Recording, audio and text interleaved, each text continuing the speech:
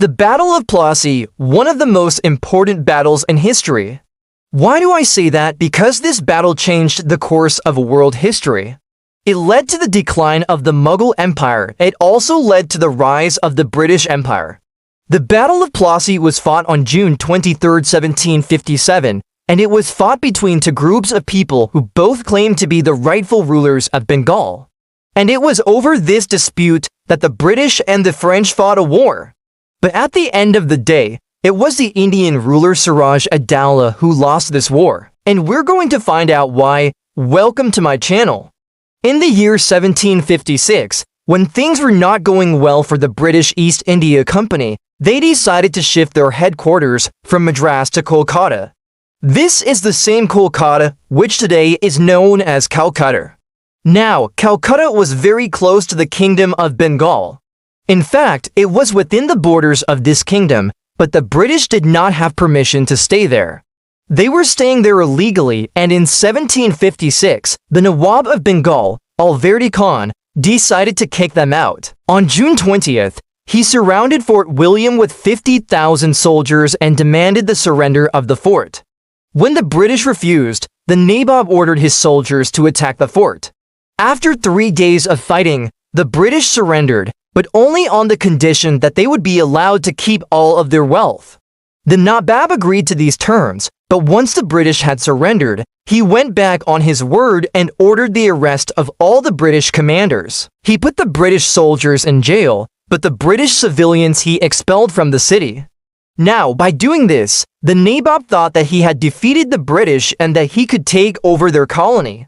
But he didn't know that this decision of his was going to cost him dearly, because as soon as the news of the fall of Calcutta reached England, Britain declared war on Bengal.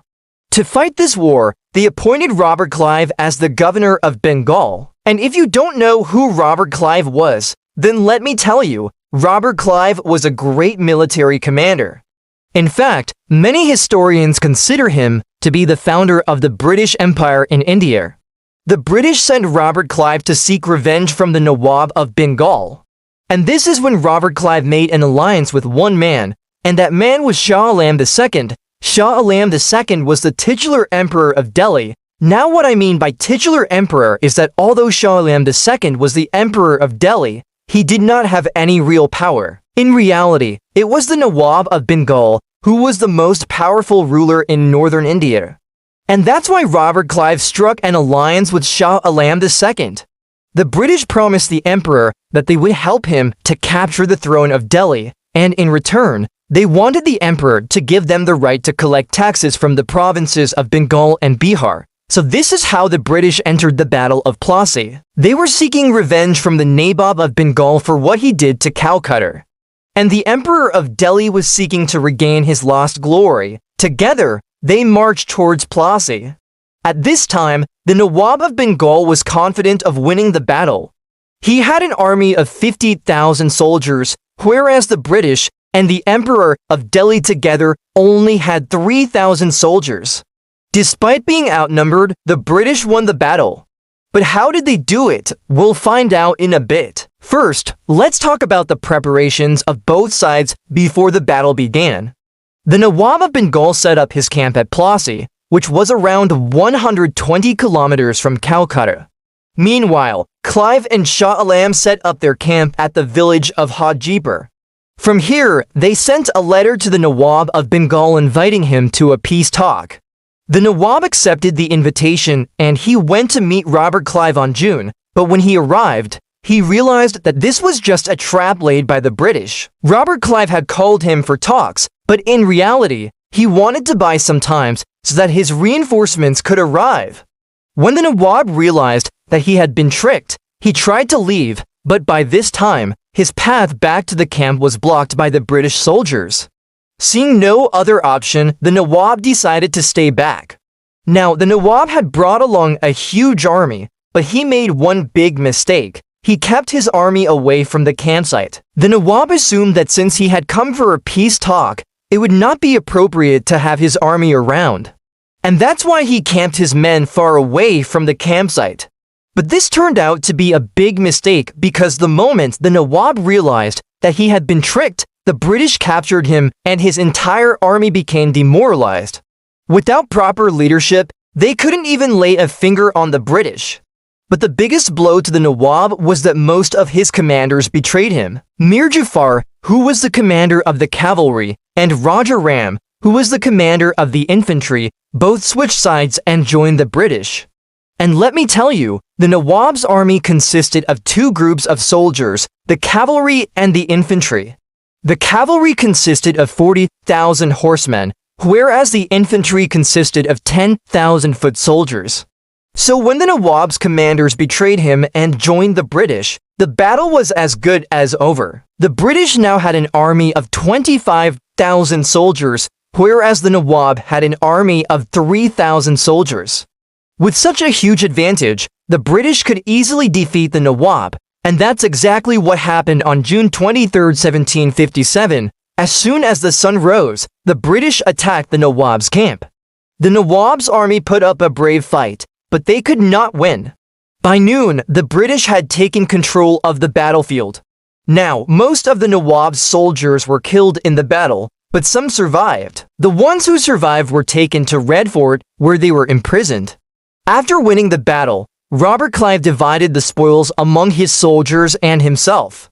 For his services, he got the right to collect taxes from Bengal, Bihar, and Orissa. In return, he gave Shah Alam II the title of the Emperor of Delhi and also gave him annual pension of £12,000. Now, this treaty was against everything that the Emperor of Delhi stood for. Shah Alam II was supposed to be the Emperor of all Muslims, but in this treaty, he had agreed to become a pensioner of the British. Moreover, this treaty also humiliated the Nawab of Bengal. Before the Battle of Plassey, the Nawab was considered to be the most powerful ruler in northern India. But after the battle, he was reduced to a pauper. His kingdom was taken away from him and his soldiers were either killed or imprisoned. However, one man benefited the most from the Battle of Plassey, and that man was Mir Jafar. After the battle, he was appointed as the new Nawab of Bengal. This is the same Mir Jafar who had 40,000 cavalrymen at his disposal but did not use them in the battle. He was the one who could have turned the tide of the battle in favor of the Nawab, but he chose not to. Instead, he switched sides and joined the British. And after the battle, he was rewarded with the throne of Bengal. He ruled Bengal from 1757 to 1760, but his rule was not accepted by the people of Bengal. They hated him for betraying their Nawab, and that's why they started a rebellion against him. In 1760, Mir Jafar was killed in this rebellion. In the end, the Battle of Plassey led to the decline of the Mughal Empire. The Emperor of Delhi, Shah Alam II, died in 1760. After his death, the British began to lose interest in having an Emperor of Delhi as a figurehead. That's why in 1858, they replaced Shah Alam's grandson with a new puppet ruler, and that's how the Mughal Empire came to an end. At the same time, the Battle of Plassey led to the rise of the British Empire. After the battle, the British began to expand their territory in India. Within the next 50 years, they had taken control of almost the entire subcontinent. And that's all I have for you today. If you enjoyed this episode, then make sure to like this video and share it with your friends. Also, let me know in the comments if I should make a video on the French centers in India. Thank you so much for watching, and I will see you in the next one. The Battle of Plassey was one of the most important battles in Indian history. It not only led to the decline of the Mughal Empire, but also gave the British East India Company a foothold in India that would eventually lead to the British Raj. So how exactly did it go down? And what role did a traitor play in it? Well, let's get into it. But first things first, who was Mir Jafar? Well, Mir Jafar was the commander-in-chief of the Nawab of Bengal's army. Others say that it was in response to the Nawab's aggression. Well, it wasn't just their superior military training or firepower that won the day for them, it was also the help of a traitor. This would allow the British troops to sneak in and capture the fortress without having to fight their way in. Of course, the British were more than happy to take him up on his offer, but that's not the worst part. The worst part is that after the battle, Mir Jafar took all of the loot for himself. They had also made a powerful enemy in Mir Jafar. This period is known as the British Raj, and it lasted from 1858 to 1947. During this time, the British exploited India for its resources, and they also oppressed the local people. How did Mir Jafar's defection affect the outcome of the Battle of Plassey? Meet Raja Ram Mohan Roy, one of the most important figures in Indian history. His contributions to Indian society were immense. He was a social reformer who worked tirelessly to improve the lives of the common people. He was also a pioneer of the Indian Renaissance, a cultural movement that helped to modernize India and prepare it for independence from British rule. But what does this have to do with the Battle of Plassey? Well, it turns out that Raja Ram Mohan Roy was actually one of the British informants inside the Nawab's court. He provided the British with intel on the Nawab's movements and plans, which helped them to prepare for the battle. Now, unlike Mir Jafar, Ram Mohan Roy wasn't motivated by greed or self-interest. He was a true patriot who wanted to see his country free from foreign rule. He believed that the British were the lesser of two evils compared to the corrupt and oppressive Nawab, and he hoped that by helping the British, he could ultimately help India gain its freedom. Whether or not that was true is debatable, but there's no denying that Raja Ram Mohan Roy was an important figure in Indian history, and his contributions to the country are still celebrated today. Well, as we mentioned earlier, Mir Jafar provided the British with some pretty valuable intel. He told them about the secret passageway in the fortress walls, which allowed the British to sneak in and capture the fort without having to fight their way in. We cover everything from ancient Rome to modern-day Marvel, so there's always something new to learn. Also, if you enjoyed this video, please give it a like. Until next time, thanks for watching. This totally caught the Nawab's forces off guard, and they were completely unprepared for the attack. So without Mir Jafar's help, it's likely that the battle would have been much more difficult for the British, if not impossible, and if the British hadn't won, they might not have become the dominant power in India. So yeah, Mir Jafar's defection was a pretty big deal. They were able to get away with this because they had a strong military and because the Indians were divided into various kingdoms and they could unite against the British. Now, you might be wondering why the British didn't just kill Mir Jafar after the battle. Well, it continued to exist in name only until 1857, when the last Mughal emperor was deposed.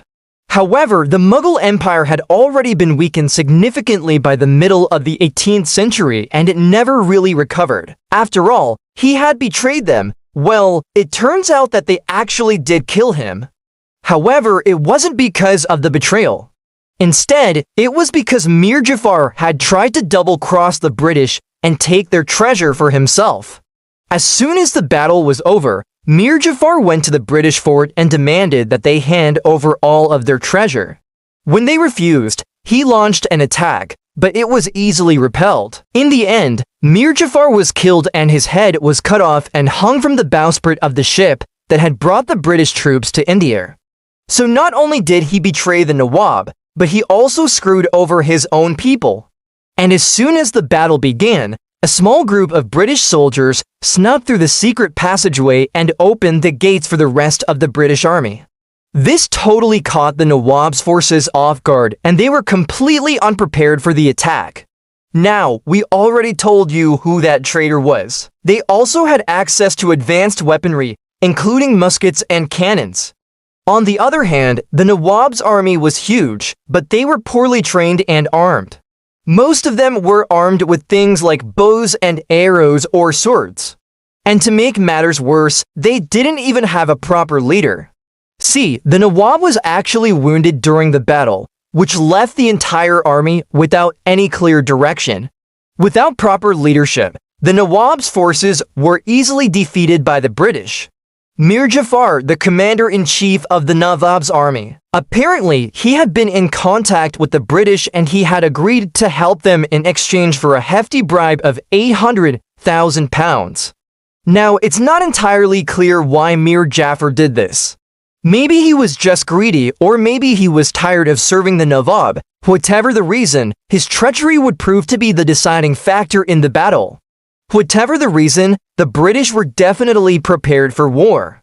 They had a small but well-trained army of about 3,000 men, as well as a strong navy. On the other hand, the Nawab's army was huge, numbering somewhere between 25,000 and 50,000 men. However, these were mostly poorly trained and armed peasants. They were loyal to the Nawab, but they weren't exactly the most disciplined force in the world. But that doesn't really mean much unless you know who the Nawab of Bengal was. Basically, the Nawab of Bengal was the ruler of Bengal, which is a region in eastern India. At the time, Bengal was a part of the Mughal Empire, but it was basically an independent state within the empire. The Nawab's name was Siraj-ud-Daulah Khan, and he ruled from 1740 to 1757. He was a pretty ruthless guy, and he ruled like a proper despot. That means he oppressed his people, he took their land, and he didn't really care about their welfare. The British were actually okay with this because someone else oppressing his people meant that they didn't have to do it themselves. Plus, they could use the Nawab's army to further their own interests in the region. However, towards the end of his rule, the Nawab started getting a little bit too ambitious. He started thinking about expanding his territory, and he set his eyes on the British. The British were, of course, not going to take this lying down, so they decided to teach the Nawab a lesson he wouldn't forget. This brings us to the Battle of Plassey. Now, there's some debate over why the British decided to attack the Nawab. Some historians say that it was purely an opportunistic move. So how exactly did the British defeat such a massive army? As the Battle of Plassey was about to begin, Mir Jafar sent a message to the British telling them about a secret passageway in the fortress walls. Now, keep in mind that the British army was relatively small, but they were well trained and disciplined. In the end, the British suffered very few casualties, while the Nawab's forces were decimated. Anyway, with the defeat at Plassey, the British had established their dominance in Bengal. After Plassey, the British continued to expand their empire in India, and they eventually ruled over most of the subcontinent. Now, you might be wondering what happened to the Mughal Empire after Plassey. Alright, now let's answer the question that's probably on your mind. But hold on, because there's another traitor in this story, someone who might just have played an even bigger role in the outcome of the battle. If you want to learn more about him, check out the series linked below. And hey, if you haven't subscribed yet, what are you waiting for? On June 23, 1757, the British under Robert Clive's leadership defeated the forces of the Nawab of Bengal, Siraj-ud-Daulah, at the Battle of Plassey. This victory gave the East India Company a foothold in Bengal and marked a turning point in the company's fortunes in India. But it would have been impossible for the British to achieve this without the aid of their French allies. So what role did the French allies play in the battle? How did they help the British to defeat the much larger army of the Nawab? And why did the French decide to side with the British in the first place? Well, sit back, relax, and let's find out. In the mid-18th century, both Britain and France were at war in Europe, and both were trying to outmaneuver the other and gain territory all over the world. In India, both had trading posts and were trying to expand their influence. At this time, the most powerful state in northern India was the Mughal Empire centered in Delhi, but by the mid-18th century, the Mughal emperor's authority had become limited to a small area around Delhi. The real power in the subcontinent rested with the regional rulers or Nawabs. In Bengal, it was Siraj-ud-Daulah who held the reins of power. The Nawab was suspicious of both the British and the French and tried to keep them out of his territory. But the Europeans had guns and the Nawab wanted to acquire them.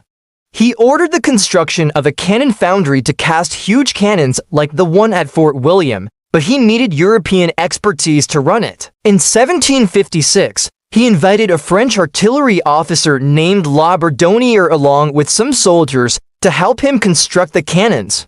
But the Nawab was soon suspicious of the French and threw many of them into prison. In retaliation, the French governor of Chandanagore built up an alliance with the marauders and attacked the Nawab's territories. The Nawab retaliated by marching on Chandanagore and capturing it. He imprisoned the French there and ordered them to be released only if the French governor handed over all of the keys to the fort. When the French refused, the Nawab ordered them to be put to death. With that, the French were now at war with the Nawab and they reached out to their ally, the British. The British were happy to oblige because they too had a bone to pick with the Nawab, the main reason being the infamous Calcutta Massacre of 1756. The British had a trading post called Fort William in the outskirts of Calcutta. But the Nawab felt threatened by its presence and ordered its destruction. The British and the Nawab's armies clashed outside the fort, but the Nawab's force was too strong and the British had to surrender. The Nawab imprisoned the British inside the fort, and when the British refused to surrender their arms, he ordered them to be locked up in a small room. Due to lack of ventilation, many died of suffocation. Those who survived were forced to sleep while standing, and some died from exhaustion. After 15 days, the British were released and taken to a prison camp near Calcutta. Out of 146 Europeans, only 48 survived the ordeal. Needless to say, the British were furious and were looking for an excuse to attack the Nawab. The capture of Chandanagore by the Nawab provided that opportunity. And so both the British and the French were united in their goal to defeat the Nawab. Robert Clive was placed in charge of the British forces, which consisted of 3 infantry companies and 1 cavalry troop, totaling about 3,000 men. On his side, Clive had 2 battalions of sepoys, one of which had deserted the Nawab after mistreatment, and the second was loyal but inexperienced. There were also several hundred irregular cavalry troops. Most importantly, Clive had artillery support from one of the captured French mortar, which could hurl explosive shells, and 5 field guns. Clive was not the only one leading the Allied army. Mir Jafar, a commander in the Nawab's army, was given charge of the artillery.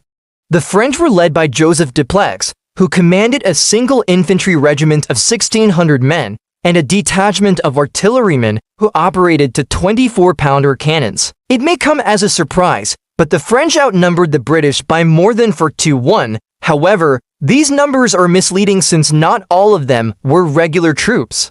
Many were irregular cavalry, some were militia, and the rest were armed civilians.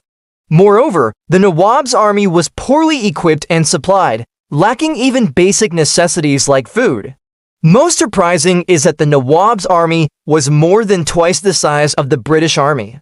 So how did such a small British force defeat such a large army? One big advantage was that unlike the Nawab's forces, Clive's army was made up of well-trained professional soldiers.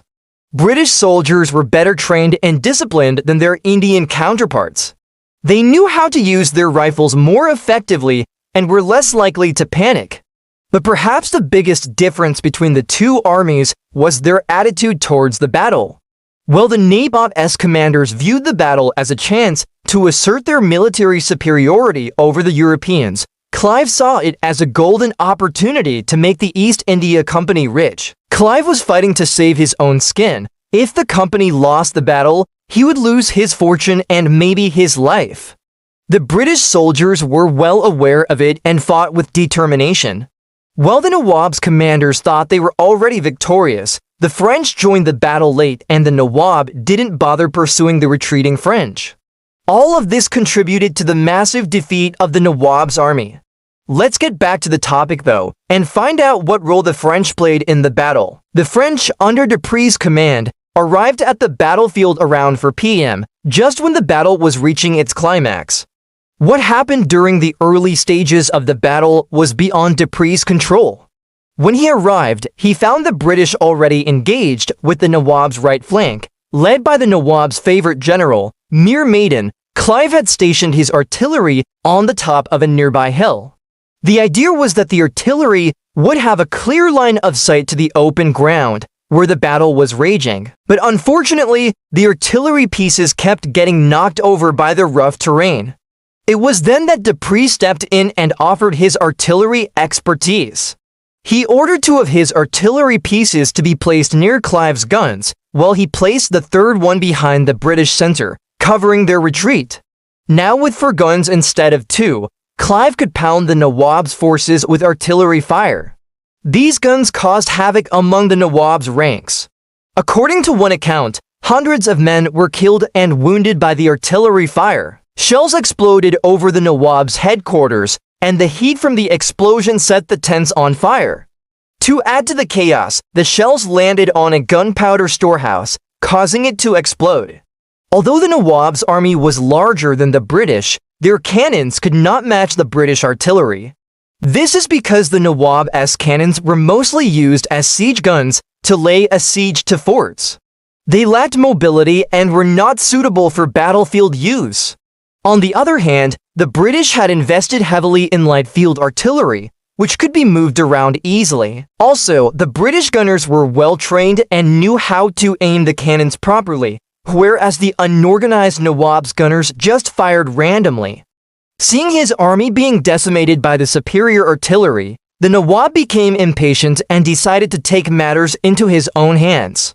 He left his headquarters and rode to the front to rally his troops.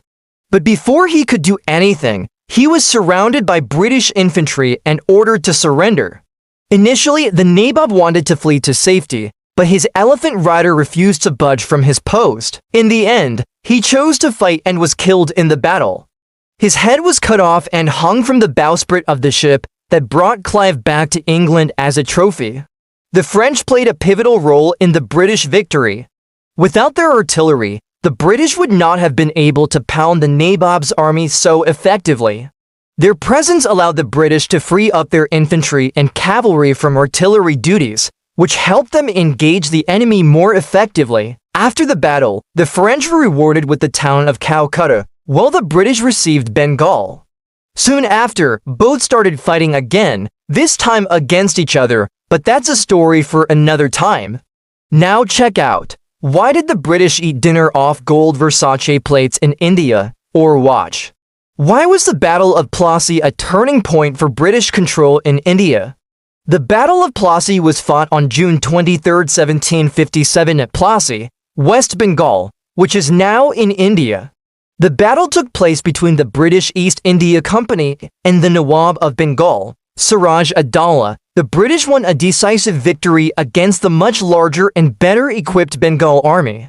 This victory gave them control of Bengal, one of the richest regions in the world at that time, and this marked a turning point in the history of British control in India. It allowed the British to start expanding their empire across the Indian subcontinent. Now, there are many reasons why the British won this battle. In fact, I've done another video analyzing all of the factors behind this British victory. But in this video, I want to focus on only 2 reasons. And these reasons tell us why this battle was such a turning point in Indian history. The first reason is the amount of wealth the British captured during the battle. Now, this is not an exaggeration. The amount of wealth captured by the British at Plassey is simply unparalleled in the entire history of India. Let me show you some numbers. According to one estimate, the value of the loot carried away by the British from Plassey was around £46 million in modern currency. That is roughly 68 billion rupees. Other estimates put the figure even higher. For example, some historians say that the total amount of treasure that the British captured was worth about £300 million. That is nearly 450 billion rupees. Either way, we are talking about a staggering amount of wealth, possibly the biggest single haul in the history of warfare. So how did the British get so much wealth? Well, you see, the Nawab of Bengal was incredibly rich. He had one of the largest treasuries in the world. Why was he so rich? Well, because Bengal was one of the wealthiest regions in the world at that time. It was known as the Granary of the East. Why was it called that? Well, because Bengal produced so much rice that it could feed the entire population of India. And Bengal's wealth did not just come from agriculture, it also came from trade. Bengal was involved in almost all types of trade, whether it was trade with China, Japan, Southeast Asia, Persia, or Arabia. Bengal merchants traded everything: textiles, spices, food items, precious metals, you name it. So basically, what we have here is a very rich merchant class that was trading with the rest of the world. And this merchant class controlled Bengal's wealth. They were also very close to the ruling elite. Many of them were advisors to the Nawab. In fact, one of the Nawab's most trusted advisors was a man named Aminabad Khan. He was half Bengali and half British. His father was a British merchant and his mother was a Bengali noblewoman. So needless to say, this guy knew both sides very well. And he used that knowledge to make the Nawab suspicious of the British. He convinced the Nawab that the British were planning to attack him. And eventually the Nawab decided to attack the British first. And look, before attacking the British, he had the option of avoiding conflict altogether. In fact, he should have avoided conflict because the British were prepared to defend themselves. You see, the British had built a fort near Calcutta. It was called Fort William. And this fort was designed to withstand attacks from all sides.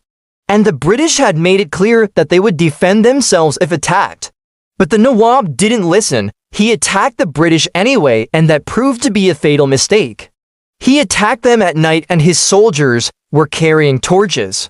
So the defenders could easily see them coming. The British also had superior firepower. Their guns could shoot much farther and much more accurately than the Nawab's guns.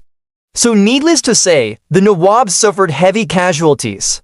His men could not get close enough to the fort to do any real damage.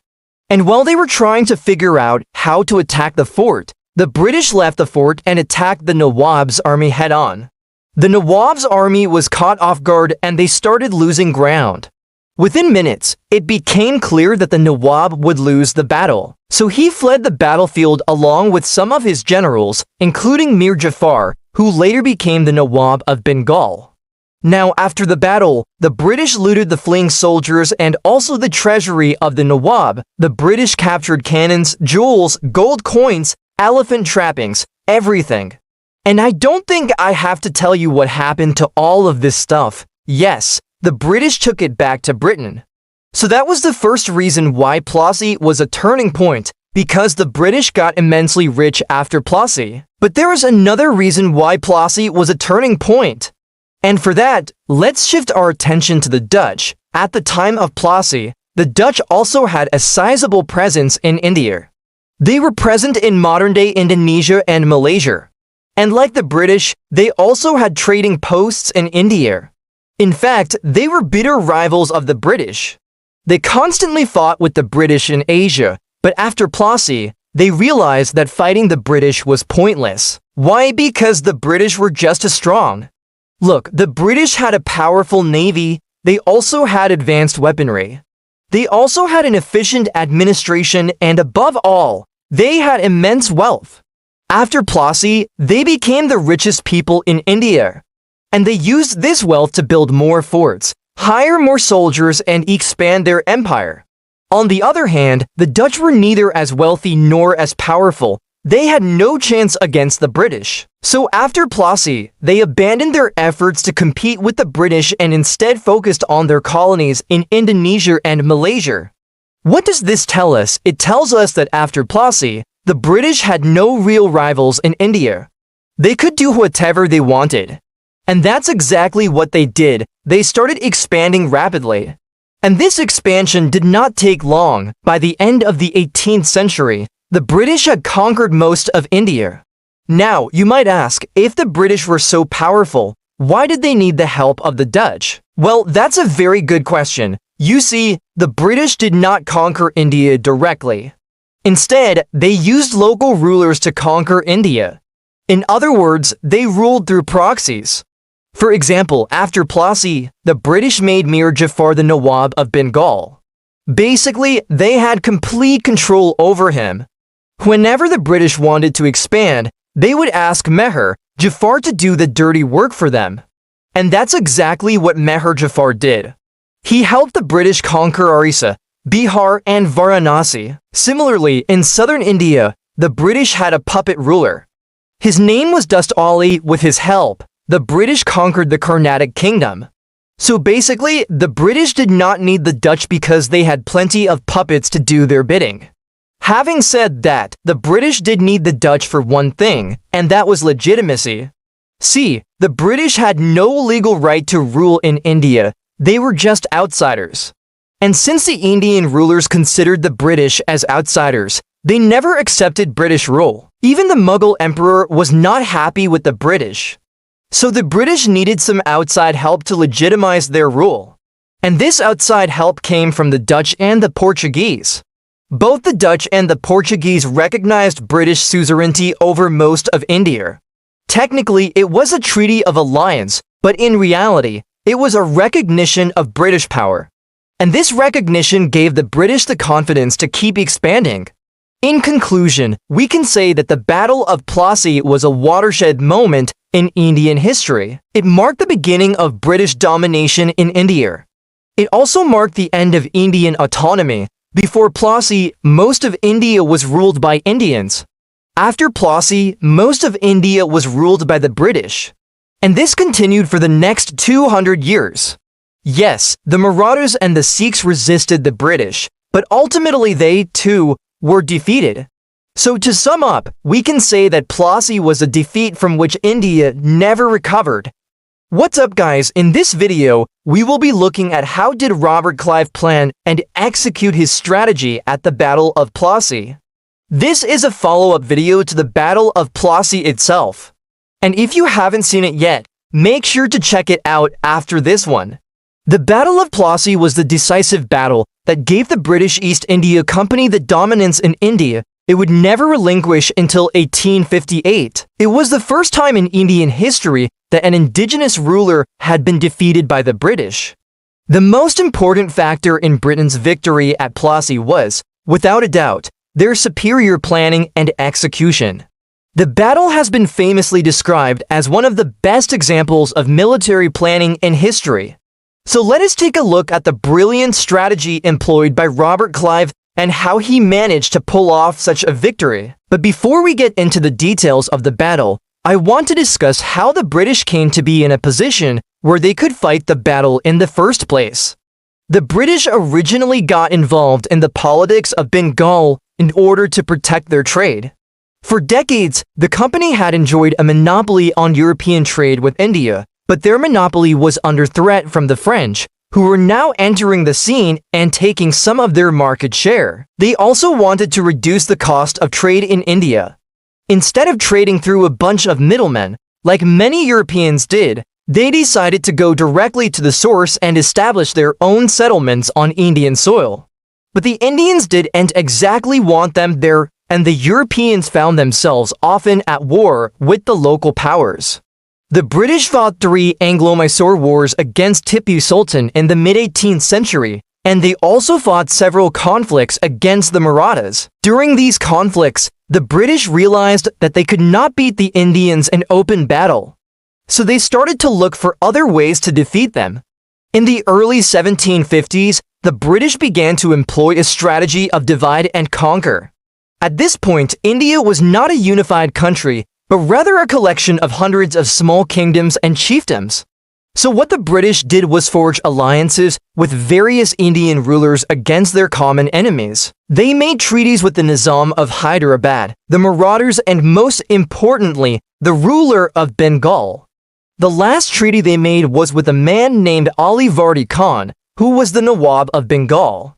These alliances allowed the British to establish themselves in India, and they now posed a serious threat to the French.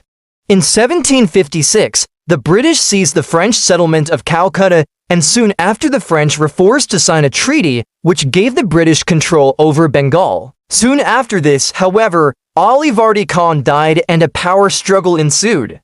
The British supported a man named Siraj-ud-Daulah for the throne, while the French supported another man named Mir Jafar. Eventually, Mir Jafar won and became the new Nawab, but he was now in debt to the British. He owed them money for the support they had given him during the conflict, and he was forced to allow them to maintain their factories within his domain. This arrangement did not last long. Soon after he came to power, Mir Jafar began to defy the British. He imposed new taxes on them, he harassed their agents, and he even imprisoned some of their soldiers. The British decided that enough was enough and they prepared for war. They were led by a man named Robert Clive, who was the most brilliant British commander in India up until that point. Clive was determined to crush Mir Jafar and put an end to the Nawab's defiance once and for all. But he knew that he would have to tread carefully. Mir Jafar had a large army, and if Clive made any mistakes, he could very well find himself defeated and humiliated like the other European powers before him. So he spent months planning his attack. The first thing he did was secure the support of the local allies. As I mentioned earlier, the British had made a number of alliances with local rulers in India, and now they needed to call in their favors. They reached out to the Marathas and the Nizam of Hyderabad and asked for their support. Both rulers agreed to help the British, and soon they were marching on Murshidabad, the capital of Bengal. The second thing Clive did was gather intelligence on his enemy. He knew that he couldn't win a battle against Mir Jafar's army head-on, so he had to find a way to outsmart him. Through his spies, he learned that Mir Jafar's army was much larger than his own. It outnumbered the British by 3-1. Most of the army consisted of cavalry, and they were also much more experienced in battle. This was not good news for the British, but Clive was not daunted. He knew that size and experience were not always the most important factors in battle. Strategy and tactics were just as important, if not more so. Clive decided that he would use his smaller, less experienced force to outmaneuver and outgun his larger, more experienced enemy. He knew that he couldn't win a battle in open field, so he chose a battlefield that would level the playing field. He selected the field of Plassey, which was located about 120 kilometers north of Murshidabad. The battle took place on June 23, 1757. Both sides were ready for battle. The British force consisted of around 3,000 men, while the Nawab's army was around 3 times its size. The British had around 20 field guns, while the Nawab had around 60. Despite being outnumbered, the British were confident that they would win. They had a numerical advantage in artillery, and they also had the support of the Marathas and the Nizam. Clive's plan was to use his artillery to destroy the Nawab's army. The battle began with the British artillery opening fire on the Nawab's forces. This caused some casualties, but it didn't break their ranks. Clive then ordered his infantry to advance. They were armed with muskets and bayonets, and they were supported by cavalry. The infantry advanced into columns. One column was made up of British soldiers, while the other was made up of Indian soldiers from the East India Company's army. The British soldiers were at the front, and they were ordered to fire at the Nawab's cavalry when they got within range. Meanwhile, the Indian soldiers were ordered to fire at the Nawab's infantry. As the British infantry approached, the Nawab's cavalry charged. The British soldiers fired, and this broke the cavalry's ranks.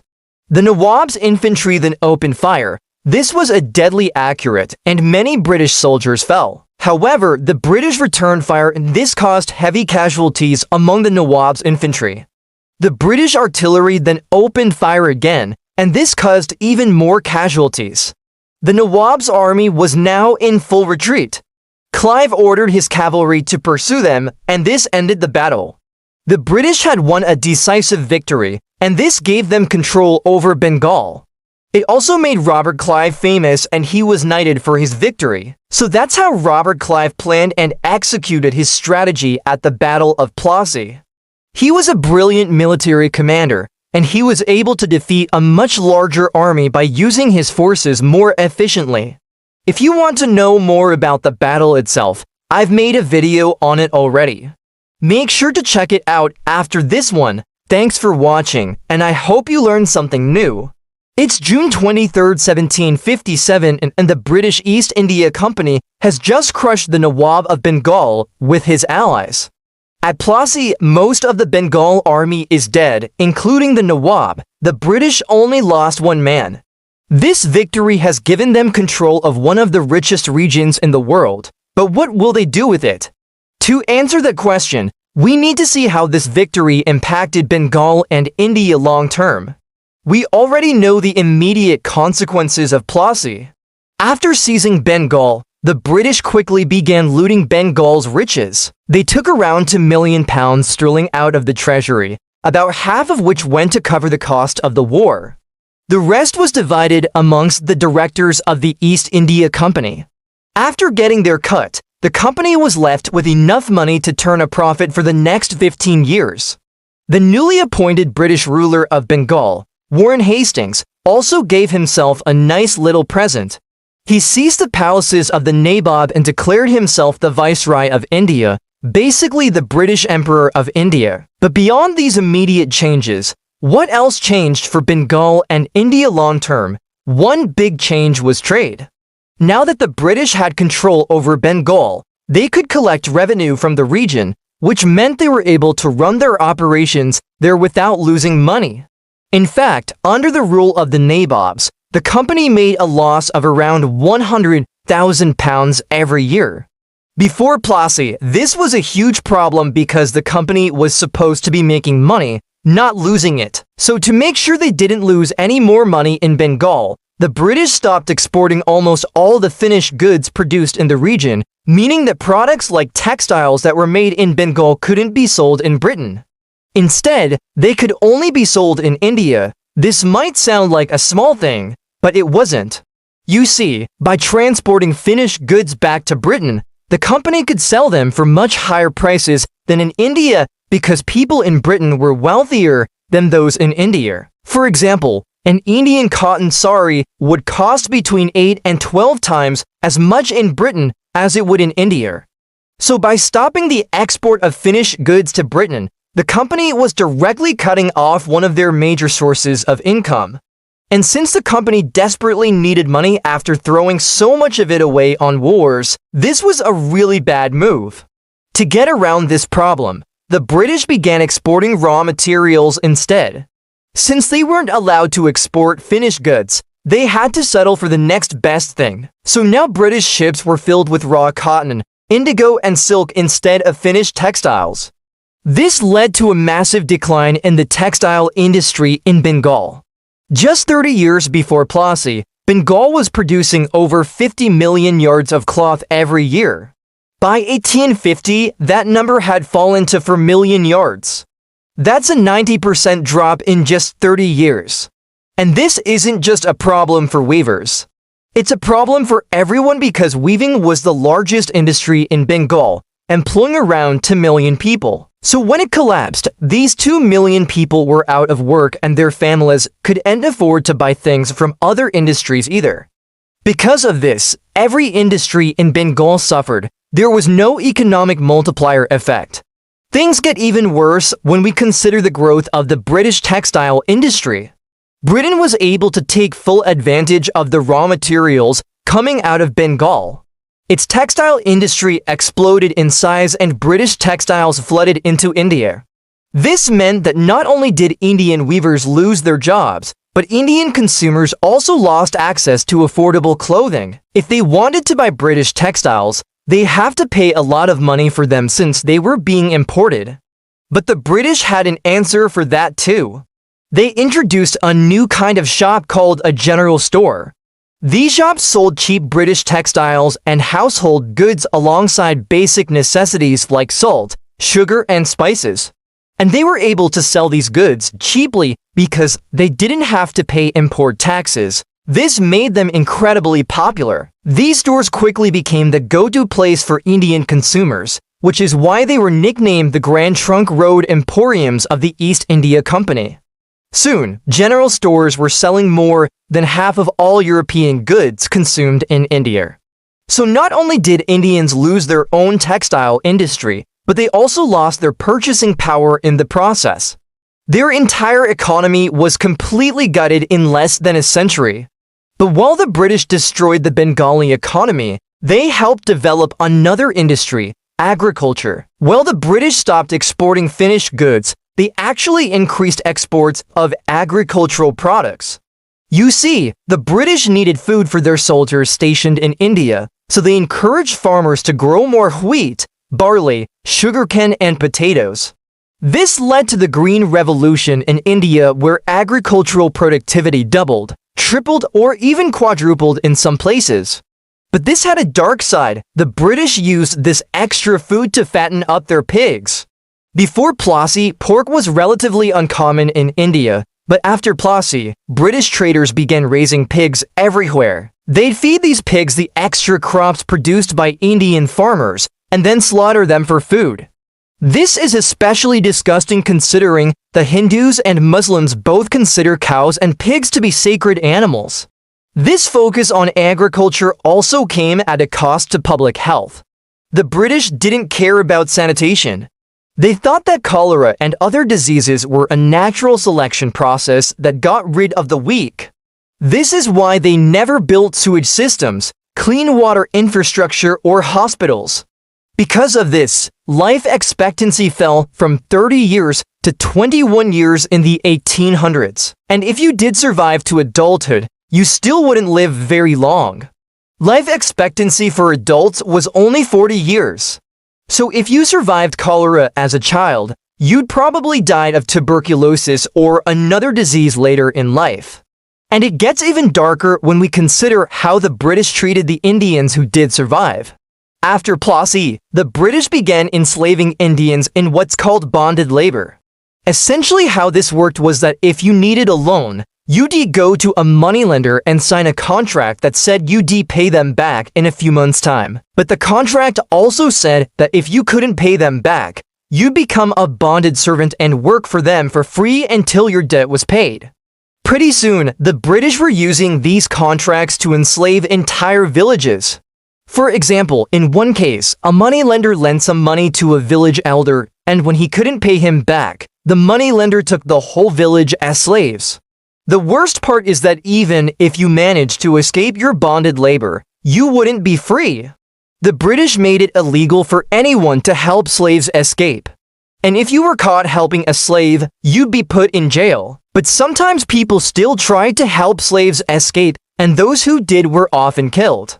For example, one man named Madhu escaped his bonded labor and lived under the false identity of Kishori Lal. He started a newspaper and became a respected member of society. But eventually he was found out and hanged in front of his house. On top of this, the British also began segregating Indian society. Before Plassey, Indian society was relatively open.